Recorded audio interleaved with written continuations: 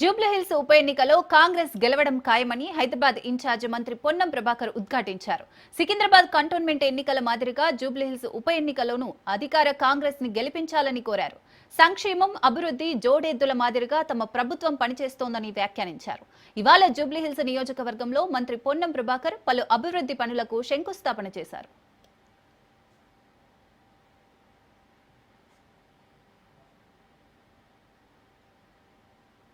ఎర్రగడ్డ డివిజన్లో 2,16,000తో సీసీ రోడ్లకు, కమ్యూనిటీ హాల్ కు శంకుస్థాపన చేశామని మంత్రి పొన్నం ప్రభాకర్ తెలిపారు.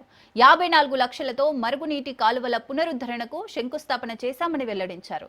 దీని పక్కన ఉన్న స్థలంలో ఈ ప్రాంత ప్రజలకు ఉపయోగపడే విధంగా పార్క్ ఏర్పాటు చేస్తున్నామని వివరించారు.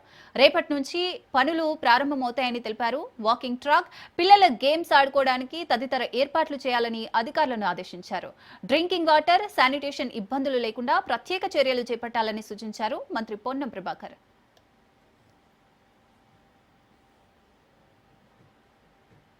హైదరాబాద్ లో 60,000కు పైగా నూతన రేషన్ కార్డులు పంపిణీ చేశామని గుర్తు చేశారు. 200 యూనిట్ల ఉచిత విద్యుత్, 500కే గ్యాస్ సిలిండర్ అందిస్తున్నామని స్పష్టం చేశారు.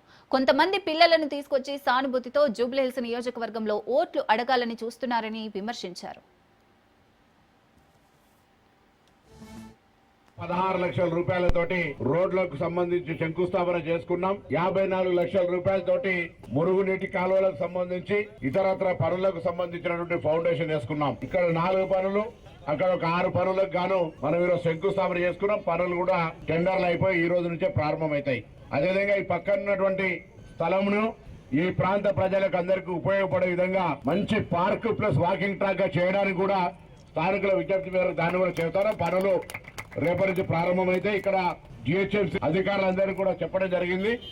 ఇది వట్టిగా ఉండడం కంటే ప్రజలకు ఆరోగ్యాన్ని ఇచ్చే వాకింగ్ ట్రాక్ మంచి ప్లాంటేషన్ చేసి ఒక పార్క్ గా చేయడం కూడా జరుగుతుంది.